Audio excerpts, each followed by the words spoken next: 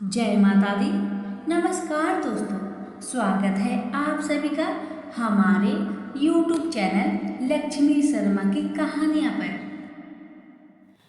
प्रिय भक्तगणों, आज है माघ महीने की दूसरी शुक्रवार और आप सभी श्रवण करेंगे शुक्रवार व्रत में सुनी जाने वाली सभी कथाएं एक साथ। शुक्रवार का व्रत करने वाले भक्तों को शुक्रवार के दिन व्रत करने के पश्चात कथा का श्रवण अवश्य करना चाहिए, वरना कथा के बिना व्रत अधूरा माना जाता है। और जो भक्त व्रत नहीं करते, व्रत नहीं कर सकते, वो भी कथा का श्रवण कर सकते हैं। कथा श्रवण मात्र से ही भगवान का विशेष कृपा प्राप्त होता है। इसलिए व्रत करने वाले भक्तों और जो लोग व्रत नहीं करते, वे भी इन कथाओं को पूरा श्रद्धा भाव से, प्रसन्नचित मन से पूरा अवश्य सुने। सुनने से शुक्रवार की देवी देवताओं की कृपा से आपकी सभी मनोकामना अवश्य पूर्ण होगी।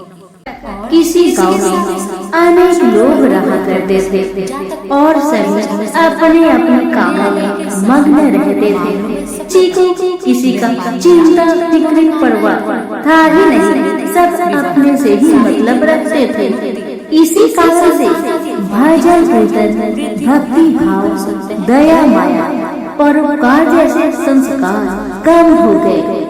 उस गांव में बुराइयां बढ़ गई थी। शराब, जुआ, रेस, व्यभिचार, चोरी, डकैती वगैरह बहुत गुना शहर में होता रहता था। इसके बावजूद उस गांव में कुछ अच्छे लोग भी रहा करते थे। ऐसे ही लोगों में शीला और उनके पति की गृहस्थी मानी जाती थी। शीला बहुत धार्मिक प्रवृत्ति की थी और उसका स्वभाव संतोषी था। उनका पति भी विवेकी और सुशील था। शीला और उसका पति कभी किसी की बुराई नहीं किया करते थे और प्रभु भजन में अच्छी तरह समय व्यतीत करते थे। शहर के लोग उनकी गृहस्थी की सराहना करते थे। देखते ही देखते दिन बीतने लगा, समय बदल गया। शीला का पति बूढ़े लोगों से दोस्ती कर बैठा। अब होना क्या था वो तो हम सभी जानते हैं। अच्छे संगति का सर हमेशा अच्छा ही होता है, बुरा संगति का सर हमेशा बुरा ही होता है। इसलिए हमें हमेशा अच्छे संगति से संगत रखना चाहिए, बुरे से नहीं। अब जब शीला का पति बूढ़े लोगों से दोस्ती कर बैठा, अब वह जल्द से जल्द करोड़पति बनने का ख्वाब देखने लगा। इसलिए वह गलत रास्ते पर चल पड़ा। फलस्वरूप वह रोडपति बन गया। कहा जाता है ना, लालच बुरी बला है, इसीलिए लालच नहीं करना चाहिए। अपना ईमानदारी और मेहनत से आगे बढ़ना चाहिए। अब जब शीला का पति रोडपति बन गया, जाने रास्ते पर भटकते भिखारी जैसी उसकी हालत हो गई थी। शराब, जुआ, रेस, चरस, गांजा वगैरह बुरी आदतों में शीला का पति भी फंस चुका था। दोस्तों के साथ उसे भी शराब की आदत बुरी तरह लग गई थी। इस प्रकार उसने अपना सब कुछ रेस जुए में गवा दिया। अब तो शीला अपने पति के बर्ताव से बहुत दुखी रहने लगी, किंतु उसे भगवान पर भरोसा था कि सब कुछ ठीक हो जाएगा। यही सोचकर वह अपने पति के बुरे बर्ताव को सहने लगी। शीला अपना अधिकांश समय प्रभु की भक्ति में बिताने लगी। अचानक एक दिन दोपहर को उनके द्वार पर किसी ने दस्तक दिया। शीला ने द्वार खोलकर देखा कि एक माझी खड़ी थी। उनके चेहरे पर अलौकिक तेज निखर रहा था। उनकी आंखों में से मानो अमृत की वर्षा हो रहा था। उनका भव्य चेहरा करुणा और प्यार से छलक रहा था। उनको देखते ही शीला के मन में अपार शांति छा गई। सारी चिंता मिट गई। शीला के रोम रोम में आनंद छा गया। शीला उस माझी को आदर के साथ अपने घर ले आई। दुख का बात यह था कि शीला के घर में बैठाने के लिए कुछ भी नहीं था कि माँ जी को किस पर बैठाया जाए। बेचारी यह सोच विचार के उसने एक सब कुछ चाकर एक फटी हुई चादर पर उनको बिठाया और शीला ने कहा, माँ जी मेरे घर में और कुछ भी नहीं है जो मैं आपको बैठा सकूं, इसलिए माँ मुझे माफ करना, मैं आपको फटी हुई चादर पर बैठा रही हूँ। माँ तो शीला की बातों से मंद मंद मुस्कुरा रही थी। माँ तो शीला की हर कहानी को जानती थी कि उसका पति उसके साथ कैसा व्यवहार कर रहा है, बेचारी कितने दुख में है। शीला की बातें सुन माँ जी प्रेम भरी शब्दों से बोली, शीला क्यों मुझे तुमने पहचाना नहीं? हर शुक्रवार को लक्ष्मी जी के मंदिर में भजन कीर्तन के समय मैं भी तो वहाँ आती हूँ। इसके बावजूद शीला कुछ नहीं समझ पा रही थी। फिर माँ जी ने कहा, तुम बहुत दिनों से मंदिर नहीं आ रही हो, अतः मैंने सोचा चलो मैं ही देख लेती हूँ। माँ जी के अति प्रेम भरे शब्दों से शीला का हृदय पिघल गया। उसकी आंखों में आंसू आ गए और वह बिलख बिलख कर जोर जोर से रोने लगी। शीला को रोते देखकर माँ जी ने कहा, बेटी सुख और दुख तो धूप और छाव जैसे होते हैं, धैर्य रखो बेटी, धैर्य रखो। और तुझे क्या परेशानी है, मुझे सारी परेशानी बता दे। माँ जी के व्यवहार से शीला को काफी संबल मिला और सुख की आस में उसने माँ जी को अपनी सारी दुख की कहानी सुना दी। कहानी सुनकर माँ जी ने कहा, कर्म की गति न्यारी होती है, हर इंसान को अपने कर्म भुगतने ही पड़ते हैं, इसलिए बेटी तू चिंता मत कर, अब तू कर्म भुगत चुकी है, अब तुम्हारे सुख के दिन अवश्य आएगी। तू माँ लक्ष्मी जी की भक्त है। माँ लक्ष्मी जी तो प्रेम और करुणा की अवतार है, वे अपने भक्तों पर हमेशा ममता छिड़कती है, इसलिए तू धैर्य रखकर माँ लक्ष्मी का व्रत कर, इससे सब कुछ ठीक हो जाएगा, तुम्हारा दुख दर्द सब समाप्त हो जाएगा और तुम्हारे घर में अन्न धन का भंडार भर जाएगा। बस श्रद्धा भक्ति से माँ लक्ष्मी का व्रत करो। माँ जी की बात सुन शीला पूछने लगी, माँ व्रत की विधि तो मुझे पता नहीं। तब माँ जी ने उसे व्रत की सारी विधि भी बताई। माँ जी ने कहा, बेटी माँ लक्ष्मी जी का व्रत बहुत सरल है, उसे वरद लक्ष्मी व्रत या वैभव लक्ष्मी व्रत कहा जाता है। यह व्रत करने वाले की सब मनोकामना पूरी होती है, वह सुख संपत्ति और यश प्राप्त करता है। शीला यह सब सुनकर आनंदित हो उठी। शीला ने संकल्प करके आंखें खोली तो सामने कोई नहीं था। वह विस्मित हो गई कि माँ जी कहाँ गई? अभी तो माँ जी मेरे सामने खड़ी थी। शीला को तत्काल यह समझने में देर नहीं लगी कि माँ जी कोई और नहीं, साक्षात माँ लक्ष्मी ही थी। दूसरे दिन शुक्रवार था। सवेरे स्नान करके स्वच्छ कपड़े पहनकर शीला ने माँ जी द्वारा बताई विधि से पूरे मन से श्रद्धा भक्ति से व्रत किया और आखिर में प्रसाद वितरण हुआ। यह प्रसाद पहले पति को खिलाया। प्रसाद खाते ही पति के स्वभाव में फर्क पड़ गया। माँ लक्ष्मी की कृपा से उसका पति जिस दिन प्रसाद खाया उस दिन अपनी पत्नी को मारा पीटा नहीं, सताया भी नहीं। शीला को बहुत अच्छा लगा। शीला के मन में तो अब पहले से भी ज्यादा वैभव लक्ष्मी व्रत के लिए श्रद्धा बढ़ गई। शीला ने पूर्ण श्रद्धा भक्ति के साथ 21 शुक्रवार तक वैभव लक्ष्मी व्रत किया।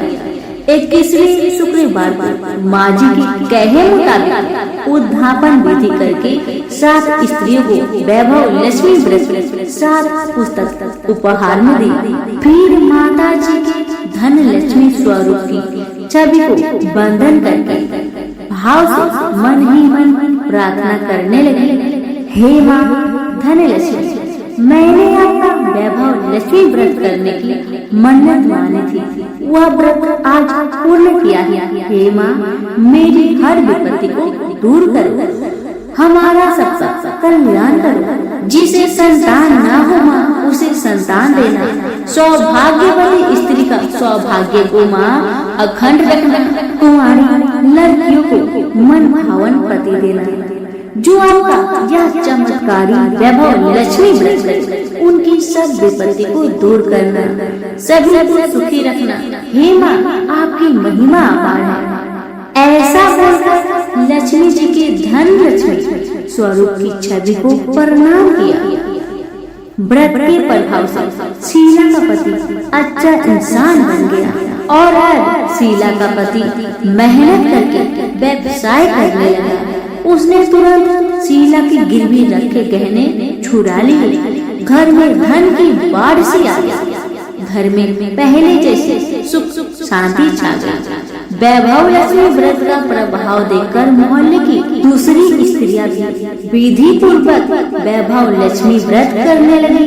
सभी प्रेम से बोले, वैभव लक्ष्मी माता की जय। आइए अब जानते हैं वैभव लक्ष्मी व्रत का उद्यापन विधि। 7, 11 या 21 जितने भी शुक्रवार की मन्नत मांगी हुई, उतने शुक्रवार तक यह व्रत पूरी श्रद्धा तथा भावना के साथ करना चाहिए।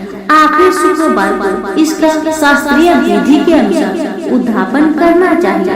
आखिरी शुक्रवार को प्रसाद के लिए खीर बनानी चाहिए। जिस प्रकार हर शुक्रवार को हम पूजन करते हैं, वैसे ही करना चाहिए। पूजन के बाद माँ के साथ एक श्रीफल फोड़े, फिर कम से कम 7 कुंवारी कन्या या सौभाग्यशाली स्त्रियों को कुमकुम का तिलक लगाकर माँ वैभव लक्ष्मी व्रत कथा किताब की एक प्रति उपहार में देनी चाहिए और सबको खीर का प्रसाद देना चाहिए।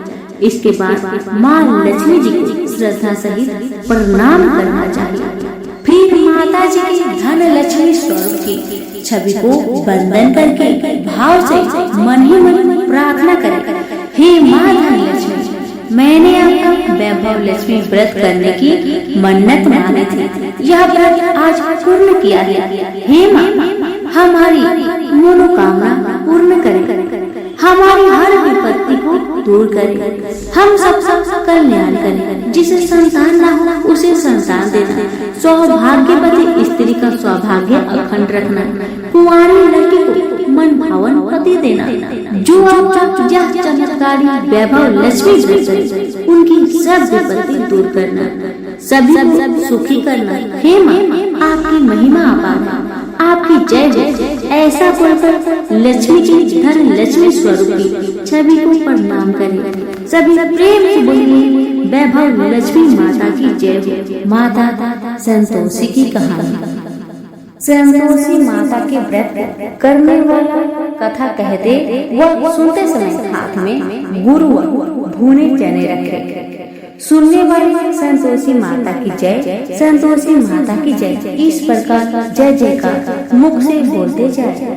कथा समाप्त होने पर हाथ का गुड़ चना गौ माता को खिलाए। कलश में रखा हुआ गुड़ चना सबको प्रसाद रूप में बांटे। कथा से पहले कलश को जल से भरे, उसके ऊपर गुड़ चने से भरा कटोरा रखे। कथा समाप्त होने और आरती होने के बाद कलश के जल से घर में सब जगह पर छिड़के और बचा हुआ जल तुलसी की क्यारी में डाले। 1.25 रुपए का गुड़ चना लेकर माता का व्रत कर। गुड़ घर में हो तो ले ले, विचार न कर, क्योंकि माता भावना की भूखी है। कम ज्यादा का कोई विचार नहीं चाहिए, जितना भी आपसे बन पड़े अर्पण करे। श्रद्धा और प्रेम से प्रसन्न मन व्रत करना चाहिए। व्रत के उद्यापन में 2.5 सेर खाजा, मोमन दाल पूरी, खीर चने का साग नैवेद्य रखे, घी का दीपक जला संतोषी माता की जय जयकार बोले। नारियल फोड़े। इस दिन घर में कोई खटाई न खाए और न किसी को खाने को दे। इस दिन 8 लड़कों को भोजन कराए। देवर जेठ के लड़के मिलते हो तो दूसरों को न बुलाना। कुटुंब में न मिले तो ब्राह्मण के रिश्तेदारों के या फिर पड़ोसियों के लड़के को बुलाए, उन्हें खटाई की कोई वस्तु न दे तथा भोजन कराकर यथाशक्ति दक्षिणा दे। नगद पैसे न दे, कोई वस्तु दक्षिणा में दे। व्रत करने वाला कथा सुन प्रसाद एक समय भोजन करे। इस तरह से माता प्रसन्न होगी और दुख दरिद्रता दूर होकर मनोकामना पूरी होगी। अब सुनिए कथा। पहले बोलिए संतोषी मैया की जय हो।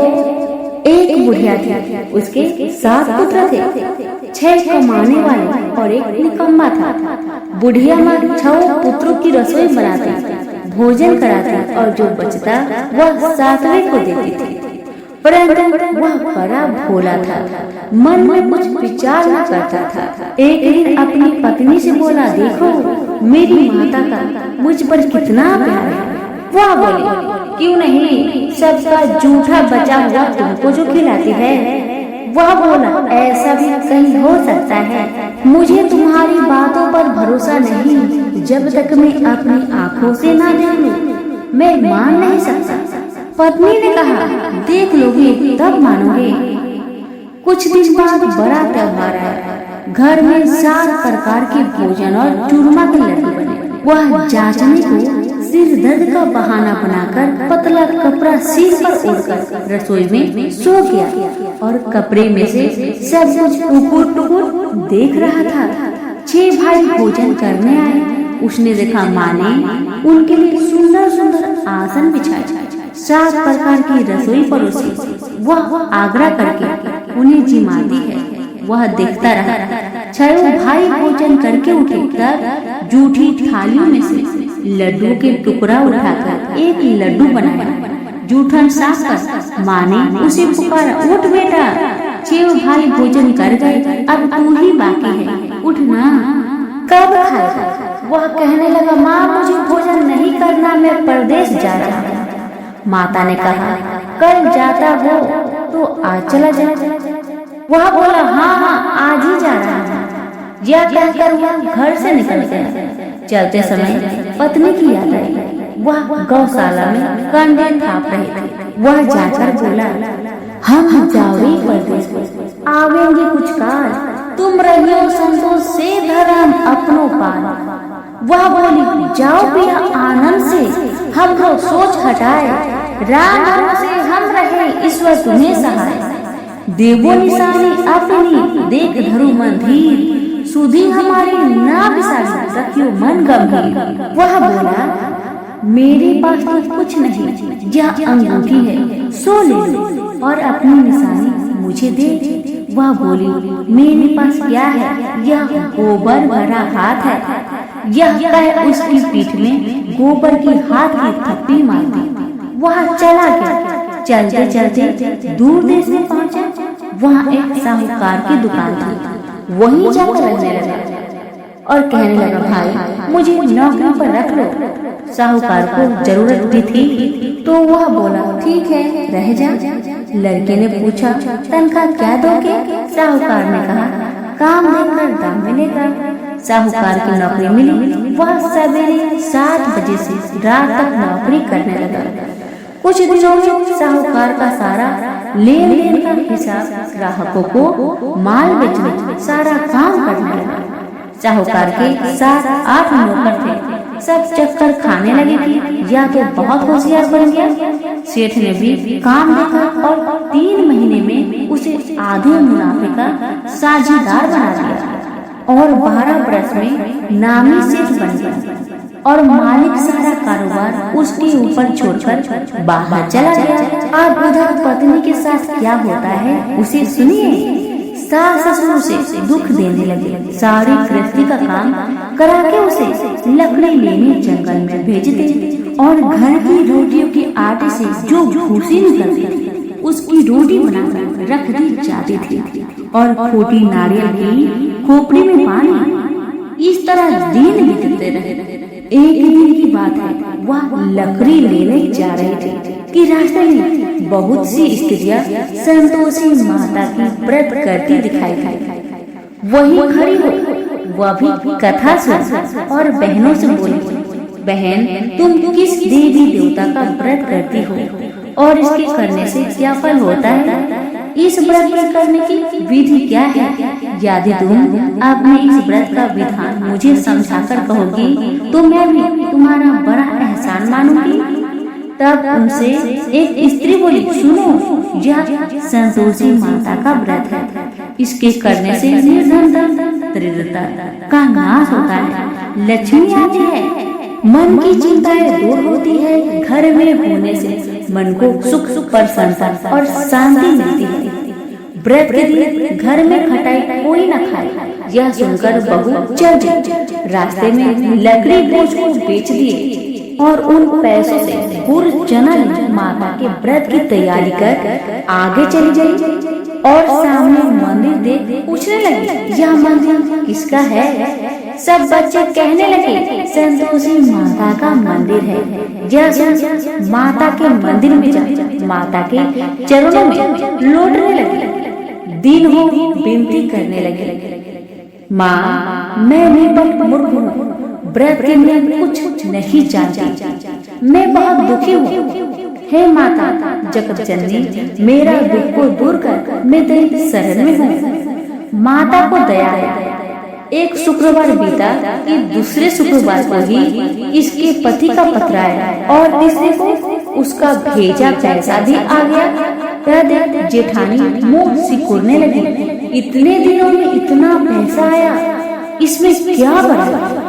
लड़के ताने देने लगे कि काकी बुलाने से भी नहीं बोलेंगे। बेचारी सरलता से कहते, भैया पत्र आवे, रुपया आवे तो हम सबके लिए अच्छा है। ऐसा कहकर आंखों में आंसू भरकर संतोषी माता के मंदिर में आया। मातेश्वरी के चरणों में गिरकर रोने लगे, माँ, मैंने तुमसे पैसा नहीं, मुझे पैसे से क्या काम है माँ? मुझे तो अपने सुहाग से काम है। मैं तो अपने स्वामी की दर्शन और सेवा मांगती हूँ। तब माता ने प्रसन्न होकर कहा, जा बेटी, तेरी स्वामी आएगा। यह सुन खुशी से बाबी हो घर का काम काज करने लगी। अब संतोषी माँ विचार करने लगी, इस भोली पुत्री से मैंने तो कह दिया तो उसका पति आएगा, पर आवेगा कहाँ से? वह तो इसे सपने में याद नहीं करता, उसे याद दिलाने के लिए मुझे जाना पड़ेगा। इस तरह माता बुढ़िया के सपने में जा प्रकट हो कहने लगी, साहूकार के बेटे, सोता है या जागता है? वह बोला, माता, सोता भी नहीं, जागता भी नहीं, बीच में ही हूँ, कहो क्या क्या है? माँ कहने लगी, तेरा घर बार कुछ है या नहीं? वह बोला, मेरा सब कुछ है माँ, बाप भाई बहन व पत्नी, क्या कमी है? माँ बोली, भोले पुत्र, तेरी स्त्री घोर कष्ट उठा रही है, तेरे माँ बाप उसे दुख दे रहे हैं, वह तेरे लिए तरस रही है, तू उसकी सुधि ले। वह बोला, माता, यह तो मुझे मालूम है, परंतु जाओ कैसे? परदेश की बात है, लेन देन का कोई हिसाब नहीं, जाने का कोई रास्ता नजर नहीं आता माँ, कैसे चला जाए? माँ कहने लगी, मेरी बात मान, सवेरे नहा धोकर माता का नाम ले, घी का दीपक जला, दंडवत कर दुकान पर बैठ जा, देखते देखते तेरा लेन देन चुक जाए, माल बिक जाए, साज होते होते धन का ढेर लग जाए। तब सवेरे बहुत जल्दी उसने लोगों से अपनी सपने की बात कही, तो वे सब उसकी बात अनसुनी कर दिल लगी उड़ाने लगे कि कहीं सपने भी सच होते हैं। एक बूढ़ा बोला, देख भाई, मेरी बात मान, इस तरह साच झूठ करने के बदले देवता ने जैसा कहा है वैसा ही करो, तेरा इसमें क्या जाता है? अब बूढ़े की बात मानकर नहा धोकर संतोषी माता को दंडवत घी का दीपक जलाकर दुकान पर बैठ गया। थोड़ी देर में क्या देखता है कि दिन वाली रुपए लाए, लेने वाले हिसाब लेने लगे। कोठे में बड़े सपनों के खरीदार नगद दाम में सौदा करने लगे। शाम तक धन का ढेर लग गया। माता का यह चमत्कार देख खुशो मन में माता का नाम घर जाने की वास्ते गहना कपड़ा खरीदने लगा और वहाँ के काम से निपटकर तुरंत रवाना हुआ। वह पत्नी बेचारी जंगल में लकड़ी लेने जाती। लौटते वक्त माता जी के मंदिर में विश्राम करती है। वह तो उसका रोज रुकने का स्थान ठहरा। दूर से धूल उठती देखकर वह माता से पूछती है, हे माता, यह धूल कैसे उठ रही है? माँ कहती है, हे पुत्री, तेरा पति आ रहा है। अब तू ऐसा कर, लकड़ियों के 3 बोझ बना ला।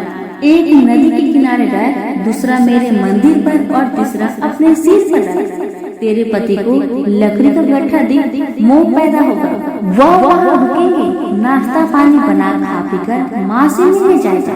तब तुम लकड़ी का बोझ उठाकर जाना और बीच में चौक की गट्ठा डालकर 3 आवाजें लगाना। लो सासू जी, लकड़ियों का गट्ठा लो, भूसे की रोटी दो, नारियल के खोपरे में पानी दो। आज मेहमान कौन आया है? माँ की बात सुन उसने कहा, बहुत अच्छा माता, कहकर प्रसन्न लकड़ियों के 3 गट्ठे ले आया। एक नदी के तट पर, एक माता के मंदिर पर रखा। इतने में ही मुसाफिर आ पहुंचा। सूखी लकड़ी देख उसके पति की इच्छा हुई कि यही निवास करे और भोजन बना खा पी कर गाँव गया। इस प्रकार भोजन बना विश्राम करके वह गाँव को गया। जब वह सबसे प्रेम से मिल रहा था, उसी समय पत्नी सिर पर लकड़ी का गट्ठा लिए आती है। लकड़ी की भारी बोझ आंगन में रखकर जोर से 3 आवाज देती है। लो सासू जी, लकड़ी का गट्ठा लो, भूसे की रोटी दो, नारियल के खोपरे में पानी दो। आज कौन मेहमान आया है? यह सुनकर उसकी सास अपने दिए हुए कष्टों को भुलाने कहती है, बहू ऐसा क्यों कहते हैं? तेरा मालिक ही तो आया है। आ बैठ जा, मीठा भात खा, भोजन कर, कपड़े गहने पहन। इतने में आवाज सुन उसका स्वामी बाहर आता है और अंगूठी देख व्याकुल हो माँ से पूछता है, माँ यह कौन है? माँ कहती है, बेटा यह तेरी पत्नी है। आज 12 वर्ष हो गए जब से तू गया है, तब से सारे गांव में जानवर की तरह भटकती रहती है। काम काज घर का कुछ नहीं करती है, 4 समय आकर खा जाती है। अब तुझे देखकर भूसी की रोटी और नारियल के खोपरे में पानी मांगती है। वह लज्जित हो बोला, ठीक है माँ, मैंने इसे भी देखा है और तुम्हें भी देखा है। अब मुझे दूसरे घर की ताली दे दो, उसमें रहूं। तब माँ बोली, ठीक है बेटा, तेरी मर्जी। इतना कहकर ताली का गुच्छा पटक दिया।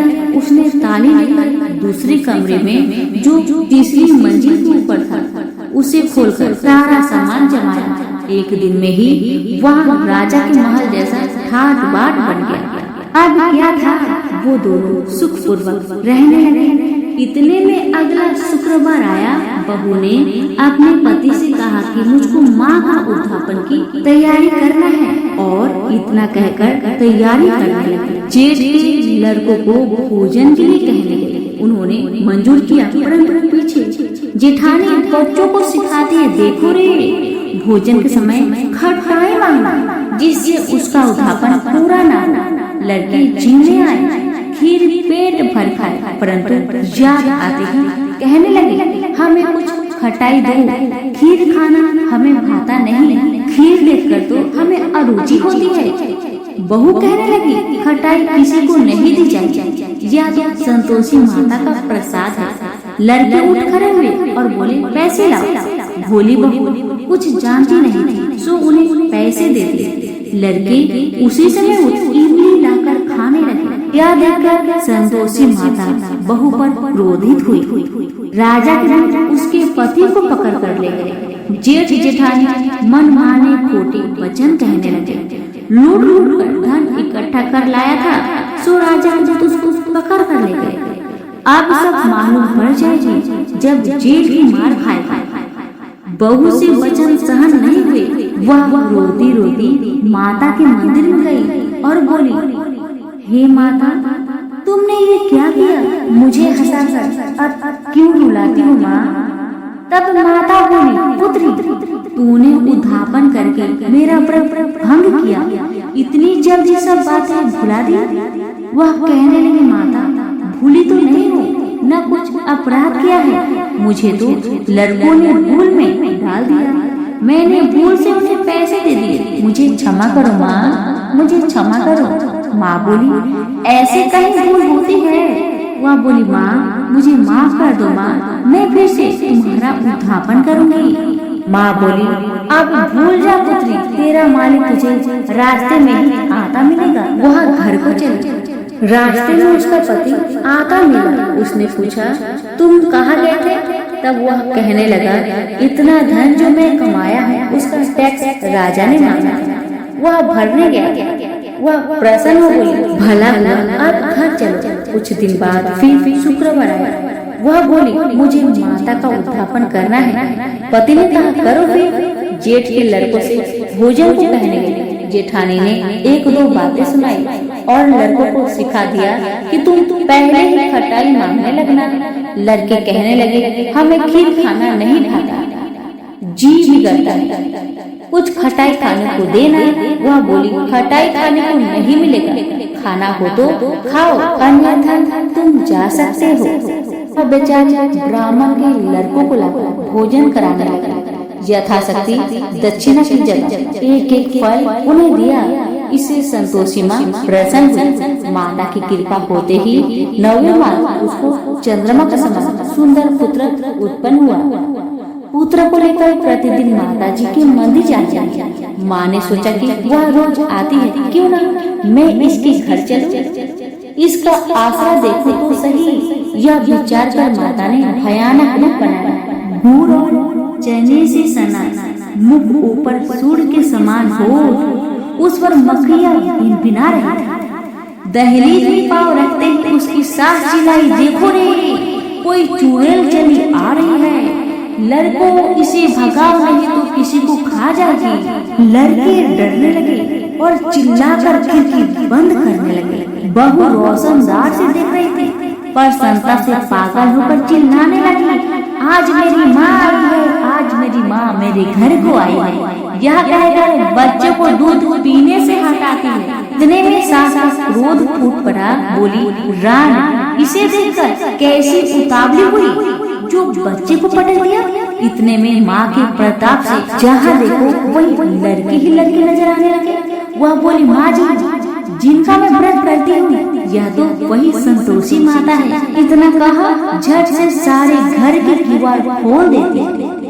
सबने माता के चरण पकड़ लिए और विनती कर कहने लगे, हे माता, हम मूर्ख हैं, हमें अज्ञानी हैं, पापी हैं, तुम्हारे व्रत की विधि हम नहीं जानते, तुम्हारे व्रत भंग कर हमने अपराध किया है माँ। हे माँ, आप हमारा अपराध क्षमा करो।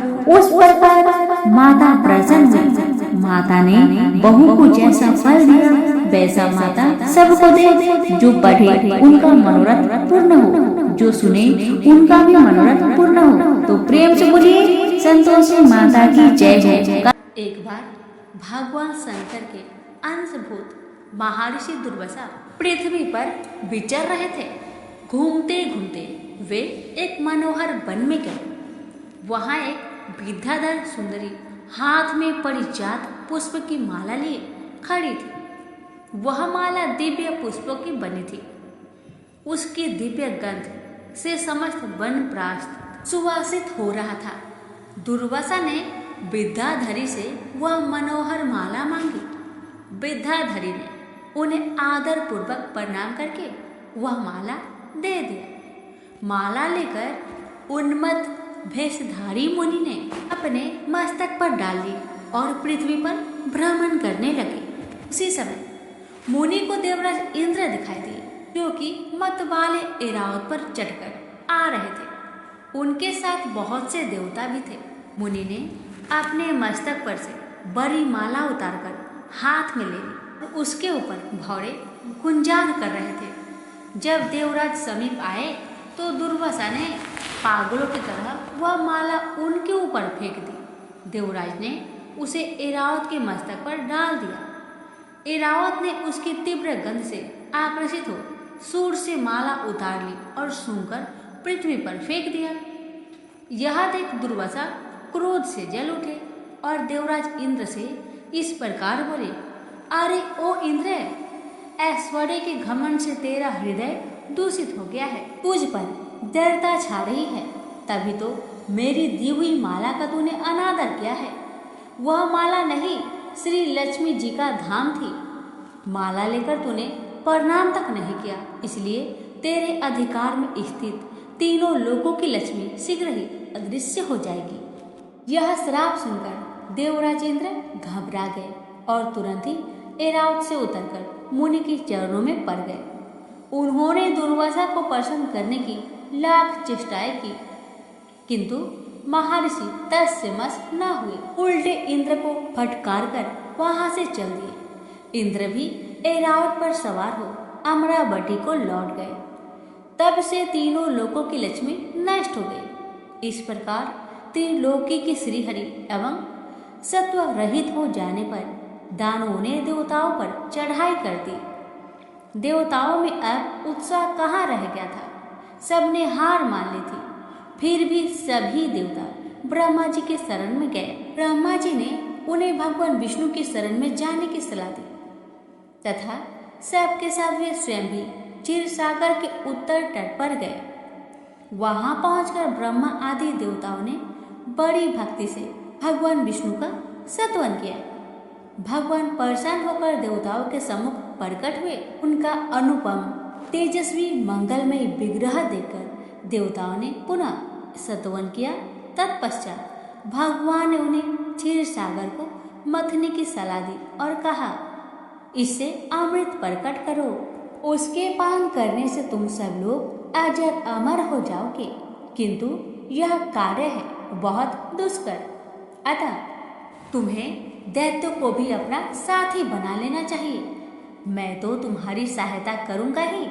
भगवान की आज्ञा पाकर देवगण दैत्यों से संधि करके अमृत प्राप्ति के लिए प्रयास करने लगे। वे भांति भांति की औषधियां लाए और उन्हें क्षीर सागर में छोड़ दिया। फिर मंद्राचल पर्वत को मथानी और बासुकी नागराज को नेति रस्सी बनाकर बड़े वेग से समुद्र मंथन का कार्य प्रारंभ किया।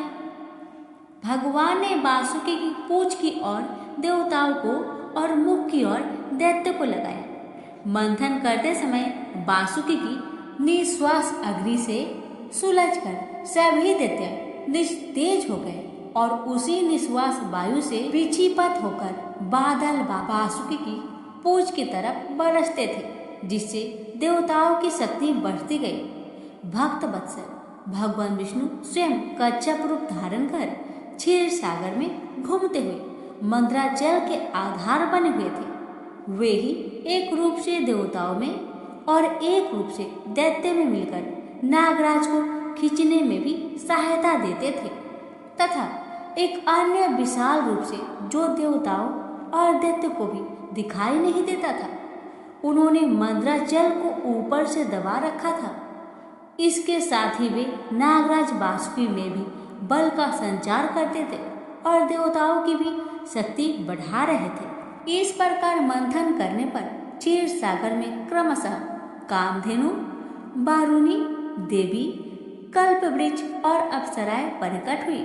इसके बाद चंद्रमा निकले, जिन्हें महादेव जी ने मस्तक पर धारण किया। फिर विष प्रकट हुआ, जिसे नागों ने चाट लिया। तदंतर अमृत का कलश हाथ में लिए धन्वंतरि का प्रादुर्भाव हुआ। इससे देवता और दानवों को भी बड़ी प्रसन्नता हुई। सबके अंत में क्षीर समुद्र से भगवती लक्ष्मी देवी प्रकट हुई। वे खिले हुए कमल के आसन पर विराजमान थी। उनके अंगों की दिव्य कांति सब और प्रकाशित हो रही थी। उनके हाथ में कमल शोभा पा रहा था। उनका दर्शन कर देवता और महर्षिगण प्रसन्न हो गए। उन्होंने वैदिक श्री सूक्त का पाठ करके लक्ष्मी देवी का स्तवन करके दिव्य वस्त्रभूषण अर्पित किए। वे उन दिव्य वस्त्रभूषणों से विभूषित होकर सबके देखते देखते अपने सनातन स्वामी श्री विष्णु भगवान के वक्ष स्थल में चले गए। भगवान को लक्ष्मी जी के साथ देखकर देवता प्रसन्न हो गए। दैत्य को बड़ी निराशा हुई। उन्होंने धन्वंतरि के हाथ से अमृत का कलश छीन लिया, किंतु भगवान ने मोहिनी स्त्री के रूप में उन्हें अपनी माया द्वारा मोहित करके सारा अमृत देवताओं को ही पिला दिया। तदंतर इंद्र ने बड़ी विनय और भक्ति के साथ श्री लक्ष्मी जी ने देवताओं को मनोवांछित फल दिया। प्रेम से बोलिए श्री लक्ष्मी माता की जय।